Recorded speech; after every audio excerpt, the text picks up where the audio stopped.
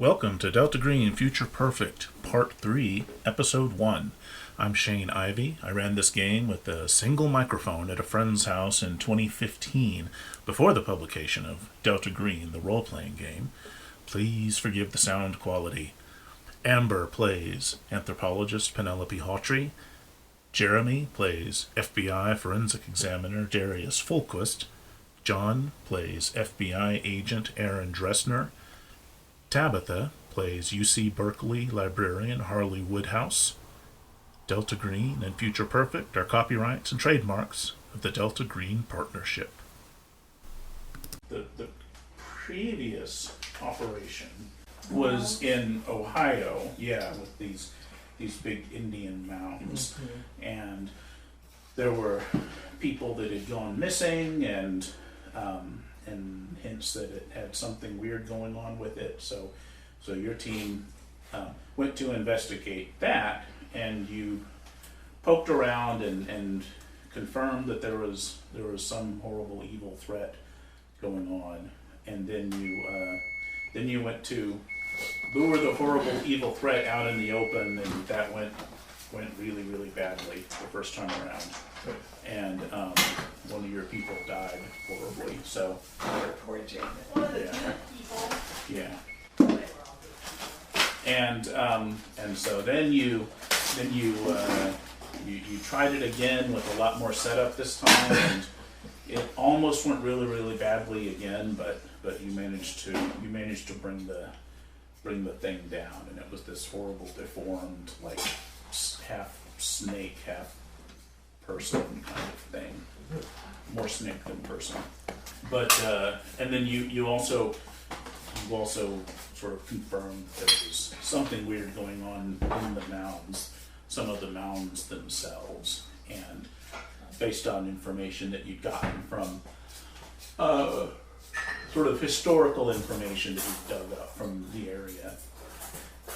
And so when we left it off, you had kind of called in and organized a larger operation to sort of dig around in those things under the cover of an academic project. Under Dr. Hawtrey's auspices as an anthropologist. But the real purpose of that, of course, was to sort of dig in and dig a bunch of horrible remains out and take them away to a lab somewhere to be looked over by top men. Yeah, I'm surprised at how together he still is. Some people fall into PTSD easier than others. Yes. And wasn't there a cult there that we suspected of being perpetrators, but actually just turned out to be just regular crazy people? Yeah, that's true. Just regular old crazy. He was their charismatic leader was convinced that his purpose in life was to protect everybody from the evils of the mountains. We're evil. They were. Yeah. He didn't do much with it. He didn't do much to protect. And then again, nobody asked him either. It's true. That's true. He had a bunch of heavily armed people. They weren't really help. He had guns all over the place. Yeah. I have a feeling that would have ended even that more. Even worse than what did. Yeah. The things that you dug up there also kind of tied back to your adventures in Death Valley in Hellbend, California. I know that. Your character wasn't Death, but the previous one was. There was the facility in Hellbend that was ruined decades ago was built by Arthur Hunt, who was like a technological industrial genius from the 1930s. Right, that's what led us back to here. And it's one of the things that led you to, that made you want to investigate what was going on in Ohio, because it was happening right around where he actually grew up and first became famous and set up his first like industrial plant and technological projects before he moved everything to Hellbend. Which turned out to be a red herring. Well, yeah, you didn't find anything interesting in what remained of the things that he built. He made those fake things and stuck them back in the museum cabinet. Oh yeah, you did lots of really exciting forgery and breaking and entering in Chester, Ohio, in the little rinky-dink one employee museum. One volunteer. Right, museum. volunteer. Yeah. I'm sure they can afford to pay anybody. As I remember, it was a passable forgery. Yeah, yeah. So I think I'm the only survivor from the very beginning from New Jersey. Yes. I was our third character. Well, yeah, that's because she went through two of them in that first adventure. Yeah. I mean, this is my third character. Yeah. Because I had a character die in the first session, and then we brought Janet in. She was doing fine until she went running around by herself out in the woods at midnight. She didn't start off by a monster. I think that this is my second one. What's your third? John killed me. That was the first one, but your second one died the same event, same story. Mm-hmm. Oh, did she? Remember that South African Yeah. woman? Oh, yeah, she was going to be great. Yeah, She died slit her own super throat. fast. Mm-hmm. That was grim. Okay, sorry that we're eating in front of everybody. That's okay. At least you're not eating everybody. Yeah. Did Emily Yet. Did Emily got her stuff? Okay. Thanks. All right. So, as we're going to sort of prologue into a new thing that's going on. First, I want to look at so you can get familiar with your characters again and look at what their lives are like in between these things.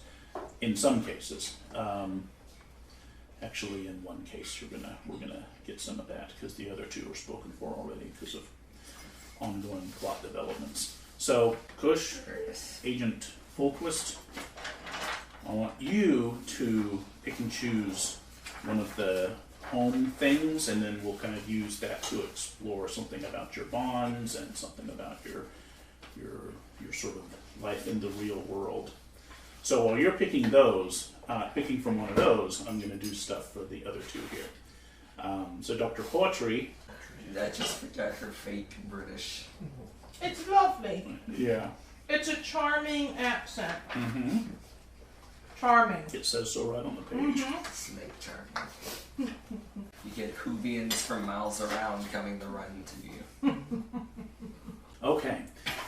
So Dr. Hawtrey, you over the past few months, you've been the kind of one of the main academic face of this project in Chester, Ohio, and that's taken up a lot of your time on the sort of anthropological side of that excursion, which really serves mainly to just give kind of a cover to have a bunch of Delta Green specialists posing as assistant and archaeologists and so forth, but really what all they're wanting is to kind of dig into all the graves in those mounds and take out the horrible reptilian corpses and spirit them away somewhere. So the Delta Green forces are the only ones who are there at the moment. For that part, yeah. I mean, probably the way I figure it is you would kind of run things above board as much as possible, but then at the moment when you're actually digging out something from one of those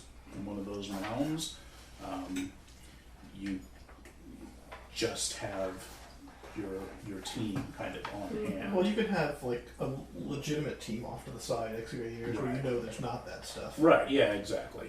Yeah. And just say so, and that all goes smoothly enough that we don't need to get into it in detail. Okay. But over the course of that, you find yourself having really strange dreams. Which means I'm at least getting sleep.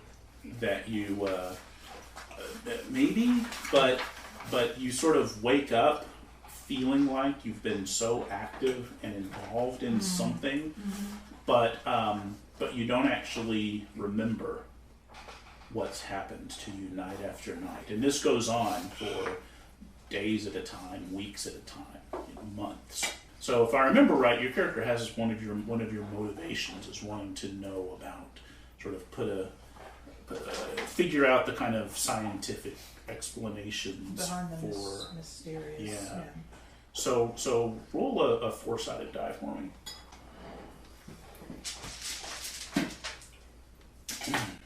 2. Okay, so what you're gonna do, is add 2 points to your skill that's called unnatural.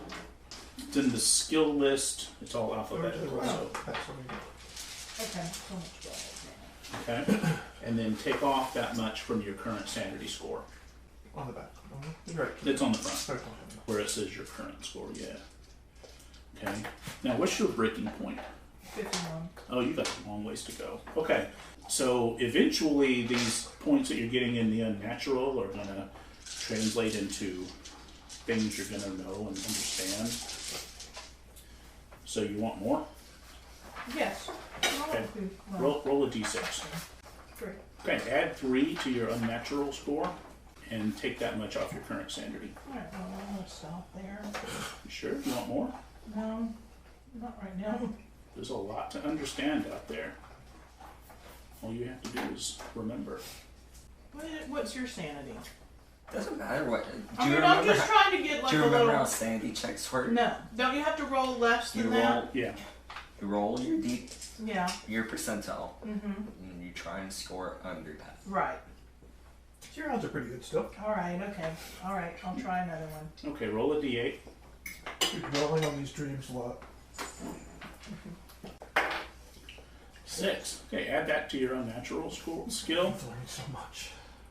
and take that much off your current sanity. It's over the course of All months. right. And you still got like 12 points before you hit the breaking point, right? 63, and then your breaking point's 51. So yeah, you're squared away. Keep going. You guys are trying to get me insane before we even investigate anything. You won't So go to understand unnatural stuff, I've got to get under that. Yeah. So the way that skill works is it works in 2 ways. Sometimes you'll when you're trying to understand something that's not meant to be understood, we'll just look at how high is your skill, and if you have at least that much of the skill, then you understand something more than you would have if you had a lower amount of the skill. And sometimes you just roll the dice, and you have to just hope that you happen to roll really, really low and succeed Or at that. hard. If you really don't want to know. Or if you really don't want to understand it. I'm going to leave it like this for now. Yeah. That's disappointing. It's up to you. Those dreams keep happening, you think. It's just going to help me figure out the dreams, remember the dreams, and Well, all. I think that's your added knowledge there is knowledge but gleaned from bits and pieces of these dreams. I'll do Whatever's one happening. more, and that's it. Can I roll a d10? You aren't advising against this. You probably should be. Me? I would never advise you do this. Are you calling your friends 6. and trying to Talking. Yes. ask for advice? Yes. 1, get away from those mounds. 2, Is it the same deal here? Mm-hmm. I take it you're not taking your friend's advice. I am now. I mean, after Right. this. After this next one. I just don't think I should be does Delta doing Green have this. psychologists on staff? I mean, the people they can What was call. this? Was this what was it? Yeah, Before? I forget what my sanity was now. It's Okay, wait. Okay, so it's 17 less than 74. Mm-hmm. So 7. 50. Mm-hmm. You can do it one more time. Shut up! No, I'm done. So Sure. so clearly over the course of I've learned a lot. several weeks and months, like the next time that you run into Agent Dressner, say, as he's coming back to do a follow up on all that stuff. Mm-hmm. I mean, it's You look rough. She obviously is looking way rougher than a couple of months ago. Yeah. I'll get her aside and just say, hey, you need to see somebody about this. You need to one, you look like you haven't slept in weeks. You clearly aren't eating well. I'm having some disturbing dreams, but I just feel like that I'm unlocking the key to something that's going to help us. I can't advise that you keep doing this. In fact, I definitely advise you to leave here. Where were you a minute and a half ago? Agent Fulquist over here. Did you pick a pursuit to pursue? Yeah, I think I'm just gonna fulfill responsibilities. Oh, I'm sorry. Dr. Hawtrey, Mm-hmm. pick one of your bonds that's suffering because of all your horrible obsessiveness and losing sleep and trying to think so much about things that your brain Maybe doesn't we'll want to find think out. about. It's probably gonna be my daughter, I'm guessing. Okay. Neglecting her. Yeah. So give us a little taste of how that works. You know. I'll tell you what, John. Yep. How about you volunteer to play the daughter? Okay. What's her name? Antonia? And tell me. Then what's she like? Do you have any factoids already in your head about Antonia? Or Yeah, is he free to just make shit up? she's older, she's like 20 Okay. or so, but she's independent, but we keep in close touch because we're all that we have. What does she do? Is she a student? Is she? Um, I'm guessing you're academic, right? So you probably. Yeah. For sure. but we keep in close touch. She's a car mechanic. Okay. What kind of things does she rely on you for? Money, Well, emotional support, No, emotional support. Relationship She doesn't really advice. rely on me for money, which is good. personal advice, Um, spiritual but yeah, support. probably just stability for one, emotional support Oh, that for sucks. another. Yeah, so that's why she's suffering. Of course, she calls you up. Mhm. One, can't get a hold of you all the Mhm. time. When she finally gets a hold of you, you just sort of seem distant and out of it. I'll tell you this, Mom. You just seem out of touch. Like I've just you're been not paying really attention to what's busy. going on in my life. I know, but I need to get, caught up on some sleep. I know, but I'm so close But to we were unlocking some supposed mysteries. to get together and go somewhere, and We will. I been promise months. we will. I promise we will. I just need some What more does time daughter here. think about this unlocking some mysteries thing that her mother's just said? Yeah, I don't. What do you mean? I mean, what? Like you research? Are you working on Yes, something? it's research. You know, Where it's are just- you working these days? Oh, I'm doing some work down here at the university. Okay, clearly she's lying. So Yeah, she's been working in Chester, Ohio for months. yeah, I'm on a project though. Don't I'm worry worried about about- that. Just I'm don't worried worry, about you. don't worry about it. Well, I'll be fine. Are you doing okay? Is everything Well, I fine mean, with you? besides not hearing How's the from you cat? for weeks, and So we know this goes poorly. So John, it's on you to wrap Yeah. it up exactly how poorly it. What shape that poorliness look, takes. if you can't take the time out to talk to me seriously and to spend time with me, then You're just right. Get back to me And I will. when you're ready Well- to actually tell me what's going on. Does she hang up on me? Yeah, I'm sure. Okay. Anton? All right. Dr. Hawtrey, roll a d4. 3. All right. Drop that much off of your bond with poor Antonia. Oh no. Because that conversation was just representative Oh. of how things have gone For downhill. months. Yeah. Yeah. So Dressner, you can add 3 points to your starting willpower points Okay. for this session Okay. as our As an unofficial psychic thank you for vampire. pitching in. Oh, sure. Psychic vampire. And all right, so Fulquist, where was I? Your what's going on Take with your you responsibilities. over the last few months? This recent thing has shown me just how important family is, so I'm gonna be spending some extra good time with my twin sister, fulfilling my responsibilities. Okay. Not doing anything crazy to help out your team or help out Delta Green on your off hours? No. Just Nope. going to work and trying You to don't keep get things paid for going. this. I You're mean, doing great things though. You're saving humanity. yeah, but I mean, seriously, these your guys- job and your twin sister are more important than saving humanity? then these guys I knew for like all of 2 days. We Yeah. know where that got Janet.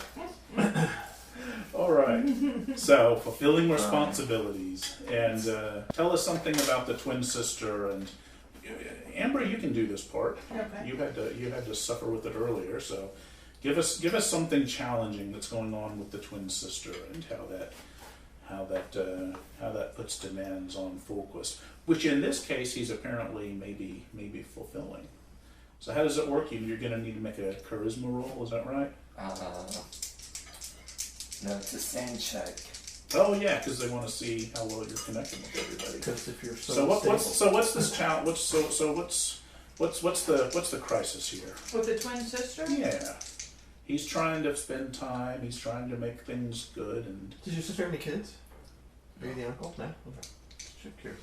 kids. No, Oh, and she's, as you guys set details about these characters, jot them down on the back of the sheet somewhere. So we now know Antonia, is about 20 and is living off on her own and looks to her mom for. Yeah. So yeah, you can put that stuff on the back of the sheet on the big notes page if there's not enough room for. So that block for motivations and mental disorders. Yeah, exactly. Yours might be full. Oh yeah. There's. So anyway, the main thing is as we're going along, jot this stuff down for future reference. Okay. I'm thinking that my sister is single and career-minded, Mm-hmm. much like myself. I'm thinking that she's probably also an alcoholic, Oh, that's no good. so maybe that's what we're talking about. I'm trying to. So is that something that Fulquist tries to kind of help her keep her head above Yeah. it? Once so a year or bad. so, I have to go and put her back on the wagon. Yeah. So Is so that you want to give us a sample of how she's sticking it to poor Fulquist and challenging him over all this? Yeah, I don't understand how you just show up and all of a sudden you try to run my life when you're off and gone doing your own things. I don't need this. I'm not trying to run your life. When you see that your drinking problem. I don't No. have a drinking problem. You obviously that have a tea? problem with my drinking. It's lunchtime, right? And that's a Long Island iced tea right there. I can smell it on your breath. Kush, make a sanity roll. 47, which is a pass. That succeeds. Yes. Okay. So what's the mechanical result of that? My bond goes up by 1d6 up to my charisma. All right. So you you guys play out how you managed to keep this from My deteriorating. charisma's a 12, and it's already at a 12. Oh well, so you don't need to boost that bond. Yeah. I don't need to boost any of my bonds. They're all at 12. Yeah. Maybe I'll do something different then. Okay. Well. You can hang up the Well. sister Good. Yeah. Good. Good scene. Good establishing shot. Anyway, of the or that's not an establishing shot, but you know what I mean. Yeah. Of what's happening with the sister, and things stay cool, and I think I'll probably be looking more into, that was Janet. Oh, sorry, Janet. Janet's the one with that glow. Was. I think he'll try to improve the skill. you can pick up Janet's ACLO studies if you want. I mean, they had to do something with all of her notes. That's true. They probably might have sent you to go and break into her Rifle house through. and Yeah, steal, and I found steal all her of her. computer and her notes and everything before her Sure. family did. Yeah, I'll do that. So, Okay, treat that as improving the skill, but it's also going to come with the downsides of studying the unnatural. yeah. So So in that case, is it your sister that why don't we say it's your sister's bond that takes the hit? And then tell us how your increasingly obsessive studying of You're not paying attention to my this alcoholism. yeah, like inhuman language. she tried to call me at one point at 3 a.m. to, she was at a real low point, and I just didn't pick up the phone because I was frustrated. And then when you eventually had that conversation from earlier, it probably went way downhill. Yeah. So, all right. So roll a d10 and add that to your or create a new skill called ACLO. Yeah, or the language. 3. All right. Got to start somewhere. Yep. And roll d4. D4. Yeah. 3. So yeah, your alcoholic sister bond drops pretty hard. Okay. You weren't there for her. So from a 12 to an 8. 9. Well, it went down 1 for studying the skill, and then another. No. This replaces Override that. it. This Yeah, replaces still. that. Yeah. Still. Still. Yeah. So I have all of Janet's crazy occult shit done. Mm-hmm. So like her bowl and knife. Yeah, Sacrificial she law. kept Yeah. those things, which if I remember, she didn't tell anybody she was keeping those things. It was actually with her gear here in Ohio. Oh, okay. So it would've when been, yeah. so we probably rifled through Yeah, her when you shit found and the- found all of that, the and names. he probably blanched a little bit. Yeah, no, I don't. Saw it. That should have been turned in. So what happened to those things after the operation? I would have given them to my handler. Okay. So Whatever. don't write those things down. Sure. We have the. Do you still have her sheet anywhere, or Yeah. it's got the head paper notes on that glow? Oh, how much did your that's 2 points out of it? Yeah, knock your sanity down by 2 points as well. Can you get sanity points back? Yes. The quickest way is by overcoming horrible, unnatural evils. It's also the quickest way to lose them too. Exactly. That's true, but pros and cons. You could also get sanity points back by going to therapy. Yeah, if you want to look at that page, that has a few different options. Or just going off by yourself, off into the woods for relaxation and keeping yourself healthy, or Go all Walden. something else. Yeah, exactly. All right, Amber. In a moment, I'm going to give you a signal, and I'm going to want you to narrate those items each time I give you the little number signal. So keep it to yourself until then. All right, so Agent Dressner, Yes. you're heavily involved in the sort of cleanup operation at Chester, Ohio, at the mounds, and as in the aftermath of that, all three of your characters are kind of brought in for repeated debriefings about what you saw at in the mounds, and in your case, and in hers too, I guess. You also had a lot of briefings about trying to kind of correlate what was going on in Ohio with what you found at Hellbend, because clearly there's some kind of a connection there. It can't just be a coincidence. But Did you find some evidence that at some point he was replaced by something else? Yes. yeah, there was. It was pretty clear to you that at some point, like Arthur Hunt, made contact with something in the mounds that possessed him or replaced him or something, because he went from being just sort of a no good alcoholic homeless guy who was always getting in fights to being this ridiculous technological genius overnight. Yeah. Or in the course of a year, he disappeared for a year. Yeah, something like that. So that stuff you're all discussing in depth. So that's taking a lot of your time and Putting it even further behind in the bad graces of my boss. yeah. So the Are we still doing the work performance? No. I took that out as a thing to sort of actively follow, and we're keeping that more or less in the background. So if something comes up that clearly is going to get you busted at work, then we'll have a rule to resolve that. But I scaled it back a lot because it was just a little too heavy and intrusive.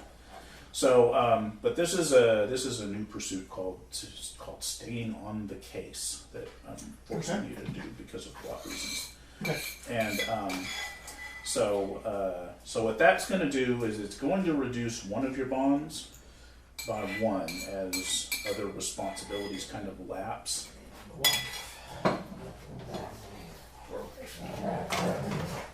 And roll a d6 and subtract 3 from it. 0. 0. Okay, so your sanity does not change from trying to come to terms with all this horribleness, obsessing over it unhelpfully. So, Yeah, it's kind of hard to audit spreadsheets after you've been like clawed by a dinosaur. And, seen When you know aliens. what's happening. Yeah. Yeah. And that kind of thing can be reflected in the bonds too, right? I mean, so the damage. What bond of yours just is One. taking a hit here? So I mean, that could be. It's kind of up to you, what shape that takes, and you can kind of describe it for everybody, or we can play out. Actually, Kush's voice is bad, so I'm not going to have him. No, I'll just tell you. So it's I mean, clearly there are things he can't tell her. Right. And it automatically just drives a wedge. And it might be his work is kind of suffering a little too, and yeah, so that that's stress stressful as well. Yeah. Right. And they had been planning to have a baby. That's off the table as far as he's concerned. But he's not going to come out right and say that. So every time she brings anything vaguely up with that, he deflects it. Mm-hmm. So yeah, it's shitty. Mm-hmm. That's not a good situation. So, and up until now, your bond with her hadn't dropped any, but No. it's starting to tell.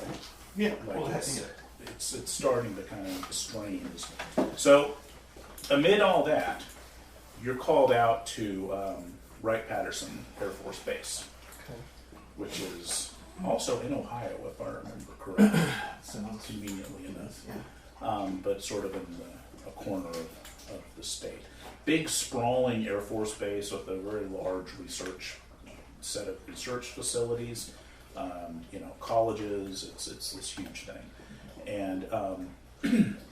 and so you're brought in, and you go through the usual things of going in and signing in and getting approvals and getting a little temporary visitor badge and all that stuff, and then you're escorted. Somebody from the program meets you and escorts you to one of the big research facilities. And so this is one of the big research facilities that's attached to these massive aircraft hangars where there's all kinds of technological stuff always going on that's super, super secret. And So what's the rationale for bringing me here? as far as you know, it's more questioning. From Delta Green, but I mean, is Yeah. there a cover for this, or not just more? Well, it's yeah. I mean, the Usual. official thing that's everybody that you know at the FBI is it's still a part of This Homeland Security thing. Operation. I don't know. Make up something innocuous sounding. Green tooth. Operation Green Tooth. Yeah. That you've been involved with on and off for the better part of a year now. Mm-hmm. And so you're brought into a big, into a elevator that's kind of a really fancy, like hermetically sealed kind of elevator, and it goes down and down and down and down, and then opens up again, and it's sort of an even more secret kind of wing of the research facility. And you're once you're down there, you kind of sign in, and you're met by an Air Force colonel named Helen Rosenberg,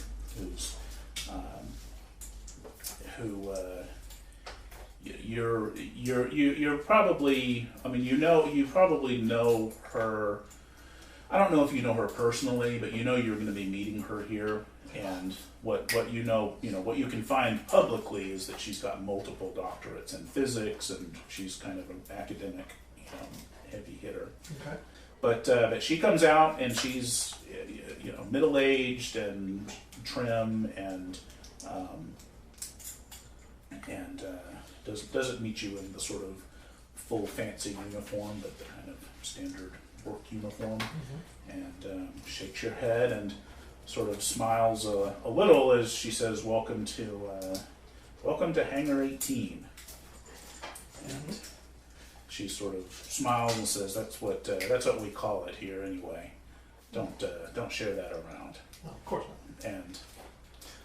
And she brings you in, and you sort of go through this labyrinthine underground complex, and finally you wind up in a conference room it's one of these kinds of rooms that the agents of the FBI call the tank, because it's kind of also environmentally sealed and isolated so that you can't.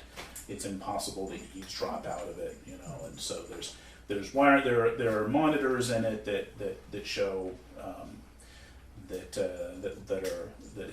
are showing feeds from security cameras, and there's a couple of computer ports, but everything is really kind of it's very quiet and isolated. And so Rosenberg sits you down and kind of gets you to go over some of the details about what you ran into. So she knows about this. So clearly, yeah. This is all clearly a Delta Green facility. Okay. Yeah, that you're dealing with here. Okay.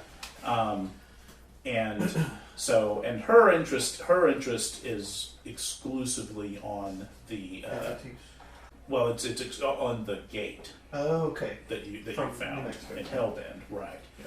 The crazy gate that was doing weird things. Right. And in fact, on the security screens, you the monitors, you're looking at a lab, and it's like a full-fledged hot suite kind of biosafety lab. I mean, this is, you know from experience that this is sort of the way these things are built, where the actual lab is here, and then above and below it there are multiple levels that are all dedicated to sort of filtering out and containment and all that. And so what it looks, this is more or less what it looks like. There are only 2 researchers, not 3 in the lab, but it's not a huge space. They're all wearing these blue suits, these sort of space suit looking things that are kind of puffy and inflated because they have positive air pressure that's meant to make sure that it keeps out any possible contaminants. Usually this kind of thing is done for infectious disease. Yeah, horribly infectious things. In this case, what they're looking at is the gate, and it's standing sort of at one end of the lab. Yeah. Wow. And so on one of the tables, there's like this big elaborate kind of robotic system with arms and shit that's standing next to the gate. And one of the scientists is studying. It looks like she's studying like biological samples of some kind, you know, in the little petri dishes and lots of microscopes and biological things. And another one is looking at those gold cubes that are sort of lined up on a workbench, and you know, and so they seem to be, you know, I mean, it's geological type stuff, you know, and I don't think your character has any sciencey skills that would really make heads or tails of it. Computer use and accounting. So, but criminology. Yeah, and so that researcher is kind of examining one of the gold cubes for what must be the 1,000th time in the months that they've had this thing here. But Colonel Rosenberg says after you spend a while kind of going through it and going over the details, and she kind of asks you a couple of some really nitpicky details of your experience when the gate was active and the things it did, and some of it's stuff you've talked about before, and some of it's kind of new details that you hadn't talked about before that she seems really interested in. And you can see on the monitors, you can see everybody, the 2 scientists, at work. I mean, the sound's turned down. There's no sound from it. But I'll just hold it for a second. Say, a dinosaur came out of one of those, right? I've heard.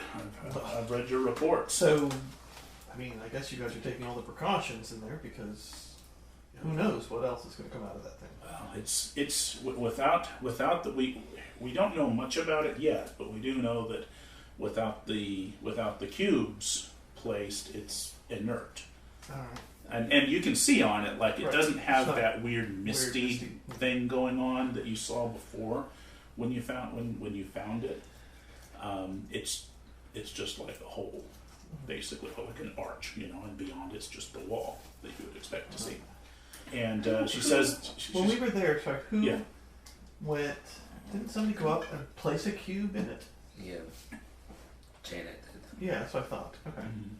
So, I mean, if you ask anything about that. Right, and you can describe the details of what happened there and the way it affected the Geiger counters and radiation and the the radiation coming in flow the of water coming out of it, Yeah. and right. And she says, well, the times that we do manipulate that gate, that's what the robot is for. We don't have anybody in person in the lab when we do physical experiments, but we do very few of those.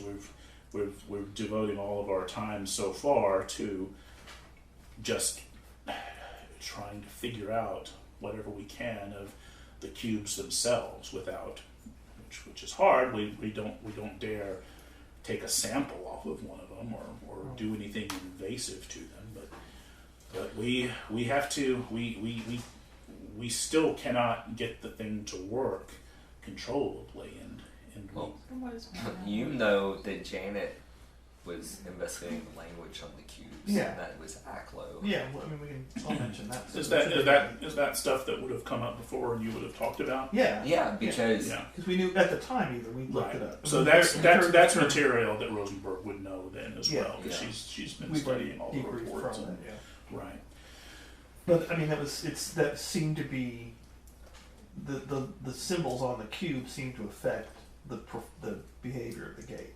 Obviously, which you're Right. referencing too, Right. so- Yeah. Well, and that's what we're trying to figure out as best we can. Which it's slow going, and we're trying to do linguistic research into it as well, but we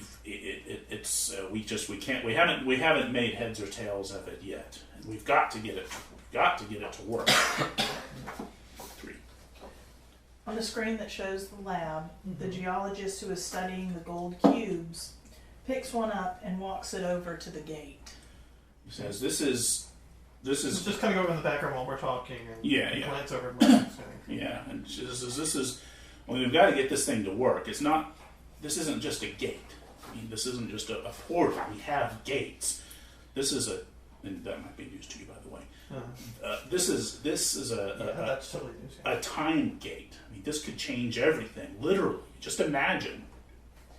The geologist looks up at the nearest camera. It happens to be the one whose monitor Dressner is watching, and speaks as if directly into it. The sound is muted. Like speaking. Says something. Yeah, I'll just call her attention. He says, "We could neutralize Al Qaeda before it even takes root. I mean, we could to what?" Are they trying to get a hold of you, or what? And pointing to the screen with the scientist on there. Go ahead. The and geo- keep going. Oh. Okay. The geologist puts the cube in place in the arch. She deliberately tears open her blue suit. The air hose jumps away and flails at her side, connected to the suit. The biologist on the other side of the lab can be seen reacting with alarm. Panicking, I'm sure. I mean, we could reshape the world to its No. best. Do you look? Did you see that? What the hell's going on there? Yeah. She like goes over and hits a sort of an alert, little red alert button, and keys in a code and go ahead and read number 0. The While she's researcher doing that. takes something out of a pocket and touches it to the gold cube in the arch. She vanishes in a terrific explosion of brilliant light. The screen goes blank. Yeah, you don't hear or feel any of Right. that. where It's all you just are. completely. Yeah. Right. There's a little blue light up in the ceiling that starts to blink very kind of innocuously, and then everybody starts freaking the fuck out. Yeah, no doubt. You're clearly going to be busy. Is there a place I can get out of the way? She's already screaming into Yeah. a phone and and hitting a code to get the Yeah, if she doesn't pay attention to me, I'm going to start backtracking the way I came in. Yeah. Well, your escort. Running around. Yeah. I mean, basically, Yeah. your previous escort finds somewhere to park you. You know, they Yeah. don't want you leaving in the middle of all this, but finds a room where you can just sort of, or they might just leave you in that conference room. That's probably what they would do, is rather than finding someplace new for you. So I And guess you I'll just- watch the screen and see what goes The on. blank The screen. screen blank blank, now, yeah. right. Yeah. I mean, it was obviously recording. I mean, there's Yeah. if you could go back and look at the Over playback. and over and Yeah. over. Yeah, you again. should turn the volume up and see what they Yeah, said. if right she's before. gone, if Rosenberg leaves the room, then yeah, I'll start messing with it and try to go back and rewatch it and get sound. Yeah, sure. You kind of hear. You have to sort of listen carefully because the sound is muffled by Yeah, I'll the hear. suit, but you kind of you make out that the researcher was sort of staring, and it feels eerie because it feels Looking like right he's sort of fucking- deliberately speaking to you because of the timing of the whole thing, and says, "Protect the construct." And then a few seconds later, Goes, flash. walks over and does that stuff. Alright, I'll try to leave it back the way it was. Sound off and all. Yeah. Aftermath of that, there's, as far as you hear, there's never a hint of an explanation for Let's go back and that, actually like shuffle me that. off. And Yeah, I mean, you'll eventually hear from your sort of usual case officer that kind of arranges things for your team. That there was nothing in the researcher's background. There was nothing in emails or phone calls or anything to indicate. they were going to go nuts. Right. Yeah. That this was in the offing. And this is somebody that was really enthusiastic and fascinated by the work that they were doing. Perhaps a little too fascinating. And not even in a creepy way, like Just obsessive like way. Just legitimate. yeah, it's scientifically interesting and has a lot of potential. And of course, Rosenberg and people like her are, you hear from your case officer, he sort of shakes his head and says it's, there's just nothing but trouble on that. Yeah, I thought Because there's, field operations were dangerous, but yeah. I think I'd rather be somewhere where we can get away. Yeah. So a couple of weeks after all that drama, the team is called in again, which basically for you, Dressner, and for all of you, you wind up having. For you in particular, you wind up with like a week and a half back in the office trying to get caught up on cases that keep falling behind and falling behind, exactly. and then. Operation Green Tooth is go yet again. Task Force Boss hates me. 835, whatever the name of it is. Yeah. And yeah, it's clearly ridiculous, and and you'd think at least everybody would have heard about some massive terrorism bust or something that got But out of this, and there's not a thing. No. It's just a waste of time, I'm sure. Mm-hmm. Little do they know. And everybody, and you're put on a flight to Pennsylvania, and Dr. Hawtrey, your usual contact, your case officer, who I really should give, should have thought to give at least a pseudonym and what she looks like. If I said she, or have I been saying he? Do you guys remember? I don't. I don't remember. I've got my FBI mentor who's Delta Green, but he's not. Right. Case Yeah. officer. He's not your point of contact. You just happen to know him. So you're. Give me a last name. Cisco. All right. John. Give me an age between 40 and 60. I was gonna say 47, so that works. All right. Amber, give me an ethnicity that's likely to be working for somebody like the FBI or the CIA. African American. All right. So that's Agent Cisco. That's obviously not her real name. And is your Delta Green case officer, who's sort of the one who contacts you and arranges things, and the two of you who work for the FBI, what are your human skills? Mine's a good 30. 60. So Dressner, this doesn't really occur to you because you're not as involved with a lot of FBI stuff. You're working in a lab most of the time, Fulquist. But yeah, I mean, Dressner, you kind of instinctively feel like she's not career law enforcement. I mean, she's obviously got tradecraft and she knows, Right. she seems competent, but you can just kind of tell. Yeah, There's demeanor, there's lingo that Right. and but Agent Cisco gets in contact with each of you and says that we've got we need to have another meeting with the task force, and she arranges for transportation. And for you two, it's pretty easy because she can just All she gets on the phone with somebody who gets on the phone with somebody who gets on the phone with your supervisor and says, got some bad news for you yet again. And yeah, Dr. Hawtrey. These drug dealers are not going to bust us. No, Are okay, you, like, unemployed? No, I'm a She's an professor. academic. Anthropology. Right. It's been a few months. The slackest job ever. It's been a few months since your since your action in Chester, Ohio, but you basically have another piece of contract work that comes up that you'll need to make arrangements with the university. Yeah. So you head to Pennsylvania, and Agent Fulquist, you're usually out of Chicago, right? That's right. So on the flight,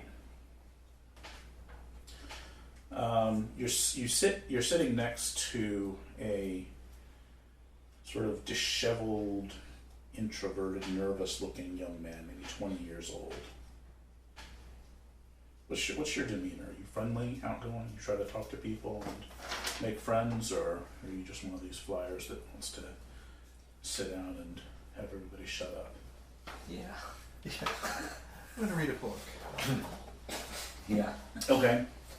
So I'll be like friendly. Mhm. I won't be like, just A conversation starter. Yeah. Well, neither is he. I mean, he kind of, looks at you curiously when you sit down, but he's clearly not trying to, he's just sort of looking at his phone and trying to tune out. Yeah. And when the plane takes off, he kind of starts and looks around and kind of shakes his head. He's clearly kind of a nervous flyer and doesn't really enjoy this at all. And the flight gets underway, and it's from Chicago to Pennsylvania, so I'm sure it's not long. It's maybe an hour and a half. And about midway through the flight, what do you do on the plane? How do you pass the time? We'll probably read a trade journal about blood splatter. Blood spatter today. Yeah. They have them. Mm-hmm. And about halfway through the flight, your your neighbor turns to you and in a very kind of firm voice, not loud enough that everybody, because it's a plane, so there's this constant kind of white noise of the engine and everything that makes it hard to hear anything that's more than a foot away from you. So he's not like loud, but it strikes you as surprising because he's speaking in this tone of voice that does not match the really nervous kind of mousy dude that, barely could muster enough energy to say hello when you sat down next to him and made him scooch over. And he sort of turns and kind of addresses you squarely and says, "The construct unravels. We require your assistance to maintain it." Excuse me? He sort of stares at you without blinking. Are you okay, sir? You did not hear me because of the noise. The construct unravels. We require your assistance to maintain it. And what would that be? The construct is the space-time manifold upon which we exist. And what do you need from me? Crazy guy. There is a threat to it. An inhuman creature in human guise builds gates that allow physical travel from one point in the construct to another. It uses these gates to bring forward its dead people across millions of years. This leads to premature human extinction and early awakening of intelligences whose actions collapse all probabilities to a singularity beyond which we cannot venture. Finally blinks at that point, like you have to remember to do that. 3 gates remain active. One stands inside the Duxbury facility in Pennsylvania. It connects to another that stands in a remote camp in Greenland. That connects to the 3rd, which stands in the town of Chester, Ohio. We require your assistance. Well, he's got my attention now. Yeah. Okay, well, how can I contact you? You need not do so. I provide instructions here and now. Our people find you when the time comes. What should I call you? He kind of blinks and looks a little confounded at that, and says, "Call me One." Alright, One. Well, I'm Darius. Nice to meet you. That is an irrelevancy. Alright, well, I would be happy to help you. Just give me, so, you got the facility in Pennsylvania, which is where we're going now. Okay. Just curious. Name's Darius. I'll name it Darius right now. Who's this entity bringing forth its people? The entity uses the guise and the name Arthur Hunt. Familiar with Arthur Hunt? Yes. You must use the gate in Duxbury to travel to the Greenland gate. In Greenland, you must retrieve a device from one of our agents. The device will attune the Greenland gate to the Chester gate. Use the Greenland gate to travel to the Chester gate. Destroy the inhuman gate builder. That preserves the construct.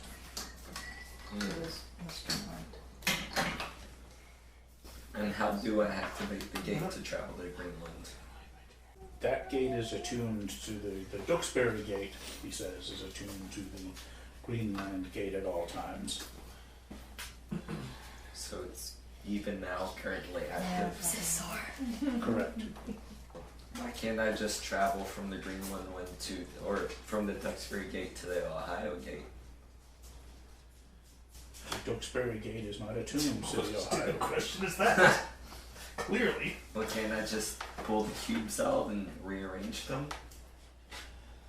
He blinks again. His eyes are looking really red and kind of unhealthy.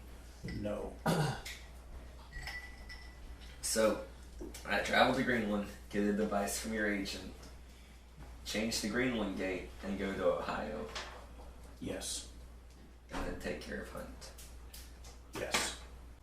And then what? And then your construct is safe, right? Not merely our construct. It is the construct. It's the to use your metaphors, it's the 3-dimensional brain that you perceive, and the bulk that contains and shapes and defines it is space and time and dimensions beyond your sensibilities. The universe, In part, yes. but also more. The universe as humanity conceives it is merely a part of the construct. That actually makes sense to me. Is that weird? No. Okay. Okay, well, I'll remake the message One, thank you. I'll do my best. You do not relay the message. You and your fellows use the gate to travel to Greenland and use that gate to find and destroy the gate builder. That is the only course of action which preserves the construct. Alright, well, we'll do that. Thank you for the information. kind of stares at you for another second, and I mean, you know, if you couldn't tell, his whole like body language is weird. You know, it's like, Well, it's a little like talking to somebody who's really autistic. You know, Who's like who a- doesn't really, who's sort sort of deliberately trying to portray the right kind of demeanor and body language that you would Not expect in pulling out in a the situation like this, but therefore it looks entirely wrong and kind of odd and off-putting. And then like he kind of blinks and his whole face kind of changes, and he puts his hand up to his eyes and says, "Oh, you have any Visine?" yeah. I think I wear contact. No, I wear eyeglasses, so I'm sure I've got something. Thank you. Thanks. A tiny container. It's your only one to bring. Yeah, exactly. So he, you know, puts the goop in his eyes and then blinks and hands it back to you. Feeling all right, bud? Yeah, just tired, I guess. Yeah, it's a long flight. Not really. Yeah. And I think we're coming in for a landing now. So in Duxbury, Pennsylvania. Do I need to do anything for, you know, like being contacted by? Did you believe him? Yeah. Sure, make a sanity roll. I mean, once he started talking about Since Chester, we did. Ohio, and Gates, And Arthur. it Yeah. there was no reason for this guy to know about it. He was Right. acting all differently, Yeah. and this seems to be some sort of evidence that there is outer worldly entities that can take over our bodies at Yeah, any point that's in Pretty time. disturbing already. Ooh, failed by 2 points. All right. So make it a D4. You know, if I had gone out drinking with my sister instead of studying ACLO, I would have passed that sanity Yeah. check. I'll be saying that a lot. If I'd only bought some Ambien. And not remembered all these dreams. So you're meeting with Cisco. Agent Cisco. So on a gray Monday morning, 22-year-old employee of the Hunt Electronics plant in Duxbury, Pennsylvania, was detained by the TSA at LaGuardia Airport in New York City. He pulled aside in a random search and quickly drew the suspicion of his interrogators by his evasiveness and nervousness, and then when they started searching his bags and his luggage, he realized that the enormously heavy trunk, which is not really a trunk, it's one of those like reinforced things that can hold hundreds and hundreds of pounds, you know, it's more like a cargo crate, pallet of engineering equipment that he was supposedly shipping to Switzerland was opened up and searched, and he said that it was increasingly nervously said that it was testing devices for a subcontractor in Bern, and that really quickly fell apart. I mean, there was no subcontractor in Bern. The company that he pretended he was going to meet doesn't exist, and in his big giant heavy pallet crate was not a lot of heavy equipment. It was a lot of heavy equipment and hidden compartments filled with roughly melted gold ingots, nearly 200 pounds of them. Whoa. Huh. So Jonathan Emery, needless to say, Has was been in for a lot of detained. questioning. Yeah. Has been detained. Now, is that, how do we know about that? Well, this is your Cisco. yes, Agent Cisco Okay. is giving you a briefing in Okay. in a meeting room. You're secure from meeting room. Frisco. Yeah. Yes, Cisco from Frisco. Okay. So Emery has not been charged, but he's still being detained, and He immediately promised total cooperation with the authorities. He says he's made a similar trip like this twice a year for the last 2 years. He's employed at New York offices of Hunt Electronics. He knows that he said that the equipment that he was taking came from Duxbury, the Duxbury plant. He's never been to the Duxbury plant. He doesn't know anything about it. So is the main thing that they that he was trying to leave with was this gold? There wasn't anything else suspicious. Mm-hmm. It was the gold, ink melted gold. Yep. Okay. All right. Well, that's understandable. Yeah, but it's also having to do with the Hunt plant. Yeah. He says that that the company paid him a hefty bonus for each trip, and he kind of did his best to keep his head down and just earn his money. So he know it was there? Well, he said that he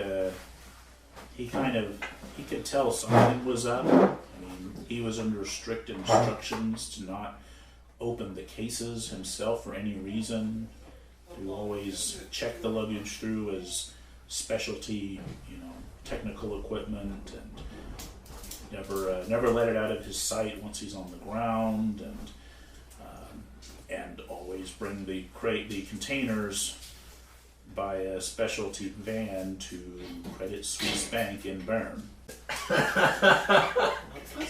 So this guy was caught by the TSA. He was an employee of Hunt, right? And inside of this gigantic crate that he had, among some specialty equipment, were also secret hidden compartments with 200 pounds worth of roughly melted gold ingots. Huh. He's made this trip, you said, once or twice a year for the past couple of years. Yeah, twice a year for the past 2 years. And so he's clearly shipping gold for Hunt to Switzerland. They've been transporting it to the Swiss Bank. And they're getting gold out of the gates, we think? Maybe. Why not? Time travel. You know where gold's going to be. Go get gold. Seems like they would come up with a better way than smuggling it on a commercial jet. I mean, it is a corporation. They probably get, they're trying to get the frequent flyer miles. Maybe so. Huh. Okay. Cisco says, needless to say, this implies something really fishy going on at Hunt Electronics, which should surprise no one considering what you've encountered dealing with this company and its history before. But what we don't know is exactly what's going on in the Duxbury plant. If they have a method of time travel at their disposal, we need it. That comes down from on high. I mean, that's instructions from the director himself. We need to make this ours and not leave it in the hands of total strangers whose goals are unpredictable. But don't we think that archway in the lab is time travel portal? So we've got certainly was. We've now met. Yeah, you're in a conference room. So right. potentially had some time alone, the three of us, or no? No. Probably not yet. Okay, we'll check that. Well, then I won't know about that then. What do you need?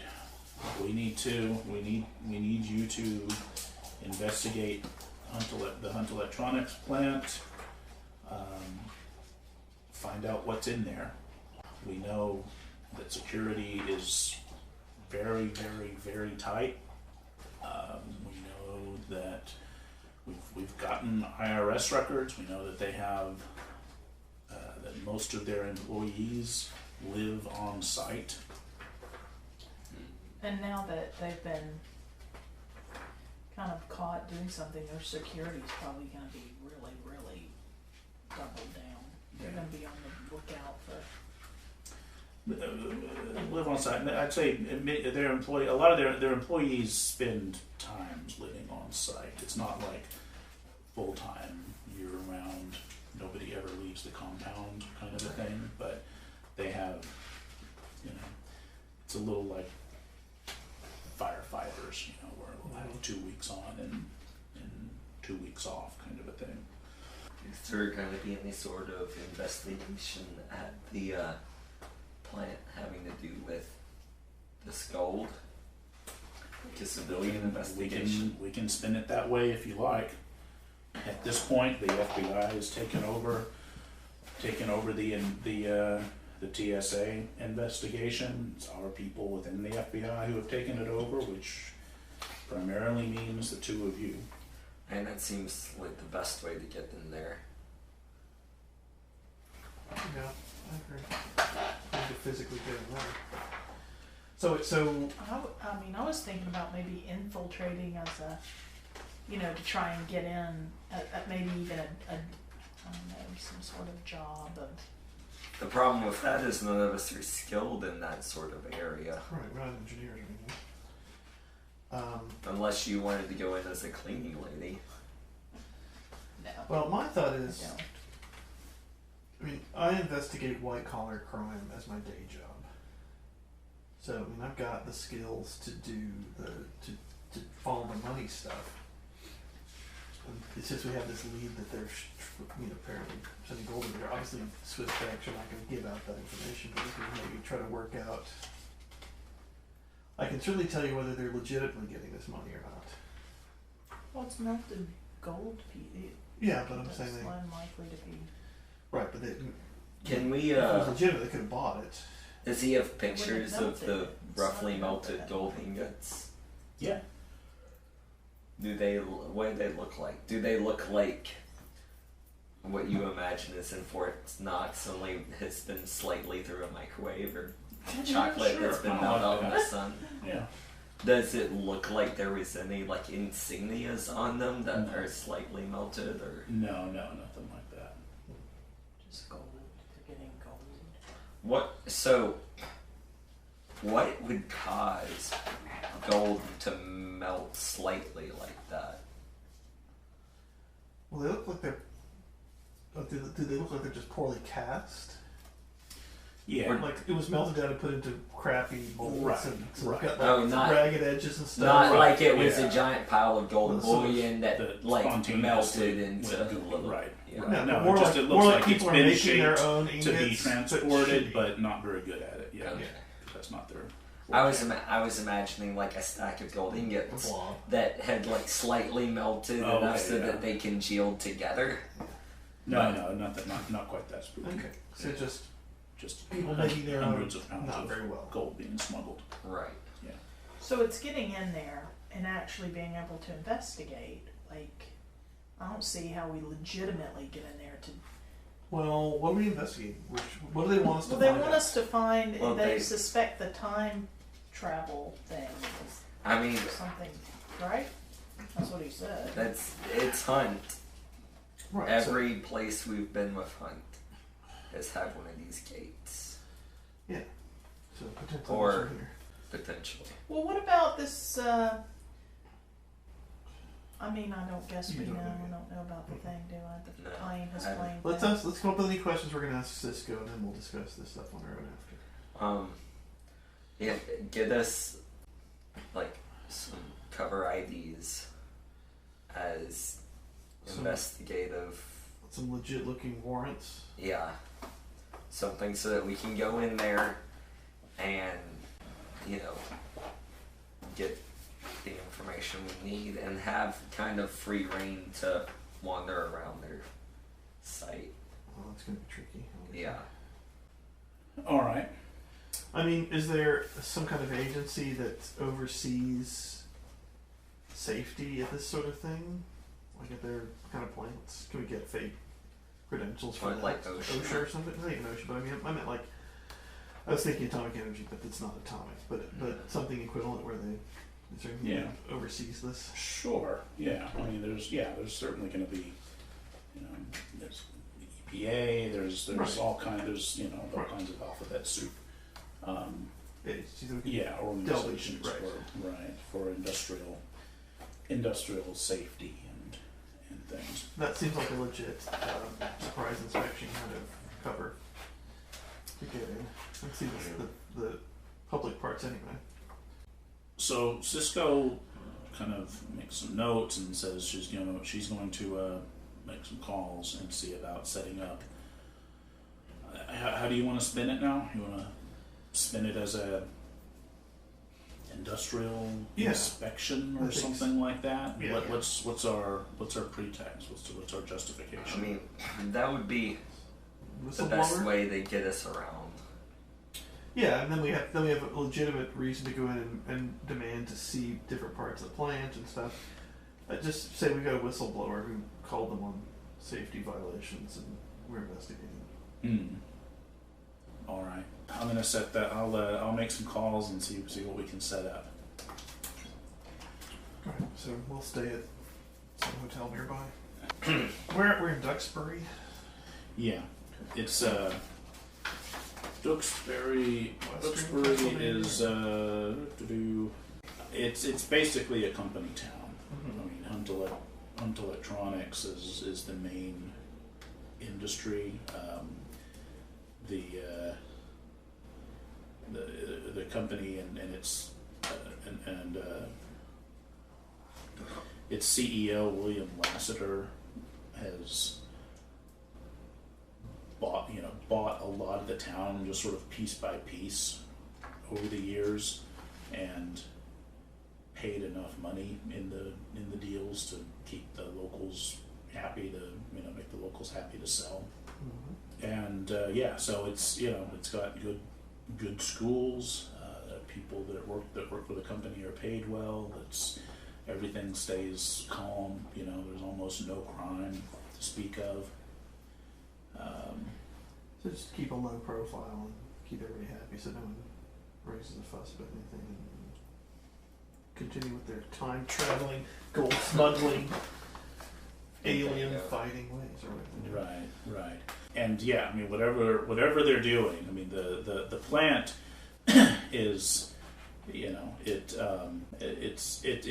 always been kind of mysterious, and when on the rare occasions that corporate journalists or technical journalists have looked into it, it's always been sort of speculating, that because the plant doesn't really export things very often. I mean, it sends out materials from time to time, shipments to people, to companies mostly overseas. But so its cover is it's an electronics manufacturer.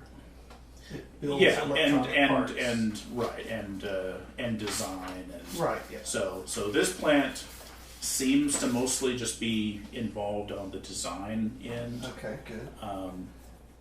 But nobody has ever let in. I mean, there's hardly ever there are visitors or people asked to come and take tours. But it posts record profits year after year, and yeah. How long has this particular plant been here? 35 years, I think. Yeah. And Hunt got to start when? A while back. In the 50s, was it? Was it after the war? Yeah, well, it was. I mean, Arthur Hunt. Yeah. I mean, Arthur Hunt. If I remember right. He was in the 30s. Yeah. Or does it disappear in the 30s? I'll look it up to make sure Okay. I don't give you the wrong facts and I don't misremember things. Arthur Hunt died in 1952 in the explosion that destroyed the Hellbend plant. It's not. He died. Right. Don't know about it. So if Cisco's gone off to do this stuff, Mm-hmm. then we can talk among ourselves. Yep. So I will tell you all my experiences at Hangar 18 Well, and and the protect the construct. yeah. Well, You must perk up when you hear it's that. yeah. Well, I was contacted by something on my flight over here, and I'll give the whole spiel about how something took over this poor kid that was right next to me and was talking about protecting a construct, called itself One. And it said that there's a gate here under the Duxbury facility that's keyed into Greenland. That we should take that to Greenland, meet up with one of their agents to get a thing that will attune the Greenland gate to Chester, Ohio, of all places. And that's where Arthur Hunt is. And that whatever he's doing is messing with the fabric of the universe and could possibly destroy it. Which, if that's true, then, and I'm kind of inclined to believe that it is, because of, I don't know what else could explain what I saw, but if that's true, and we give if what Arthur Hunt is doing is messing with the fabric of the universe and could potentially destroy it, I don't see what he's doing being anything different than what our superiors want to do. I mean, they want to use the time travel, you mean? Yeah. Because it sounds from what you said they were talking about, they want to go and mess with the whole timeline. If they mess with my parents met because of the war. Right, yeah. My grandparents met because they fled from Europe. No, I agree. That, yeah. That's what I was going to ask you is, do you feel like we should be sharing this stuff with Cisco or anybody? I'm inclined to agree at the moment. I think that what we need to do is we need to take care of Hunt and then maybe possibly take care of these gates too. Unless we see something to figure, to...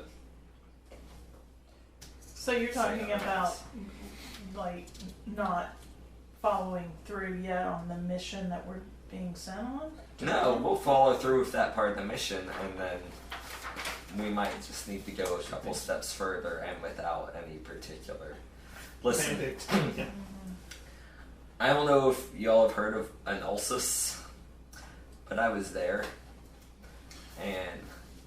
Yeah, you've definitely heard of an ulcus. This was about 5 years ago, and you have a cult skill, a lot of it. I would think I do, yeah. Oh yeah, you were all over Enulsis. So Enulsis was this like really, really successful spiritualist kind of movement that was all about well, you describe it. You were there. What do you remember? So their public face was all about like these energy crystals, and you get the crystals. It's very new agey, and you go to meetings and you meditate and you attune to the crystals, and it makes everybody feel wonderful, and you pay money, and it really it worked great, and you pay money, but you feel wonderful, and everybody that went to those things just fell in love, and so it was really, really successful and profitable, and then there was this whole series of really, really, really violent encounters throughout the Midwest, and especially like it started in St. Louis, where apparently there was a federal investigation that ran into serious snags, and there were shootings, and it was just crazy. It made national headlines. This is what I would have heard. Yeah, you absolutely. You both, yeah. And there was kind a of gunfight at a mall. It culminated, yeah, there was a gunfight at a mall, there was a gunfight on the streets, it was crazy. All that linked back to this. Yeah, apparently it was an investigation of this place, that the people behind it were just nuts. And it culminated in this massive fire at this sort of their big headquarters in rural. The compound. Yeah, the compound in rural It's like wherever it was. Kansas or Yeah, Iowa. rural Missouri maybe, and it was really really remote. But you know the whole thing just burned to the ground, and tons of people. There was a massive loss of life, and this was all in the middle of this big hoax that went around about this. Where supposedly these astronomers saw signs of this like weird planet-sized comet that was coming out of nowhere, and it turned out that the satellite images that they were using were faulty. But everybody kind of in the occult world, everybody flipped their shit, when that happened, and said it was obviously related, and the government was just trying to cover it all up. So you think this is tied into that? No, but You're saying it's like that, isn't that? Anosis was people trying to turn something into something it wasn't. And it seems like our superiors are going in that same sort of direction. And that almost ended with the whole world being destroyed. With a planet crashing into our planet. And everyone in our world's psyche being drained and siphoned into that other planet. Well, That's glad I didn't hear about that part. Yeah, it started off in, let's just say that the investigation started in a senator's mansion, and we found bits of people stuck in the middle of walls, sunken into floors, and the senator himself was a shriveled husk surrounding a crystal. Wow. And it only got worse from there. I wound up shooting my own self in the foot, which is why I have a limp, because I wasn't sure my own body was still my own. Luckily, I was right. You guys make sanity rolls. Yeah, that's pretty horrible. Dude. Yeah, it's horrible. But so is everything else we've learned so far. So. An 8. Okay, all right. So you're both processing it. Holding in there. Maybe it could be he's a little exaggerating some of it. Didn't understand some of it. Who knows? Yeah. I mean, given the shit we've actually seen with our own eyes, at this point I'm like, I don't know what to believe or not to believe, because any of it could be true. Anyway, I think we should proceed with the investigation as we have it, but we need to keep an open mind about these things and think that maybe our superiors don't always know what's best. So you think we need to invest in some parkas for an agreement? Alright, well, wait to hear from Cisco with our credentials, our fake credentials, and then use that as our cover story to get into the plant. Can we scope around the plant here? I mean, just drive around the city, get a feel for things, where stuff is, where the plant is. Do a quick Google search, anonymized, for the, this public stories about the plant and the town and everything. Yeah, the plant itself is on about it's pretty small. It's only about 2.5 acres. It's outside of the main part of the little town. It's surrounded by 20-foot high security fences topped with razor wire, like 2 layers of the fences. Prison? Yeah, it looks Is a the, lot is like the a prison. wire, There's is that cameras barbed wire at on the the inside or the outside? It's on top of 2 different fences, so Yeah. it's going to stop anybody going either way. Okay. Didn't know if they're keeping people in or In or out? Both, I think. There's security cameras at on every 5th pole.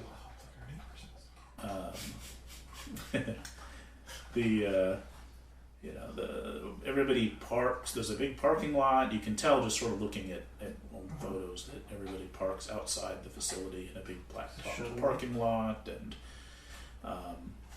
and like security guards walk the parking lot every 25 minutes.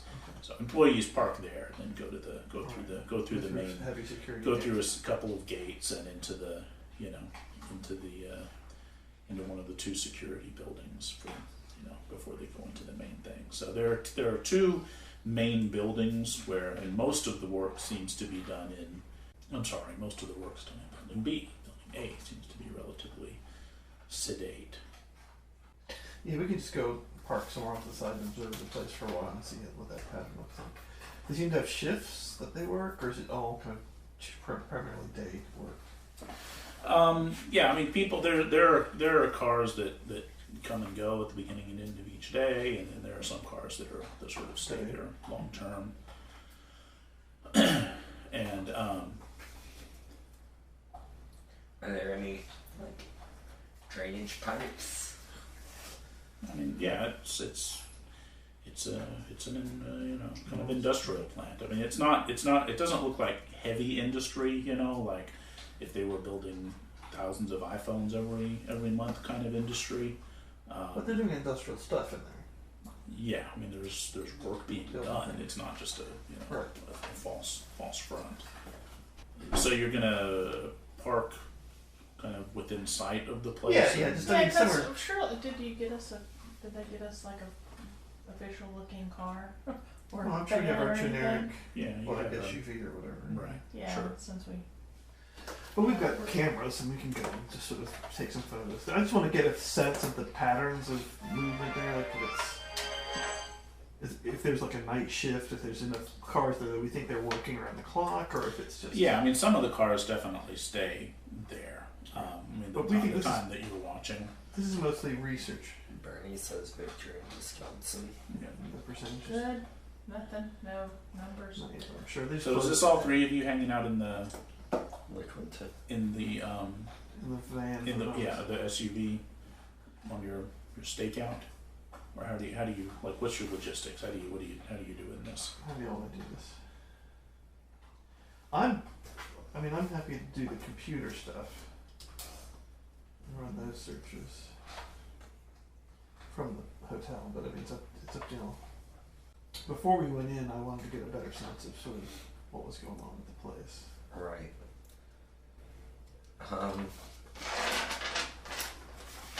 Do we know who the head of this particular plant is?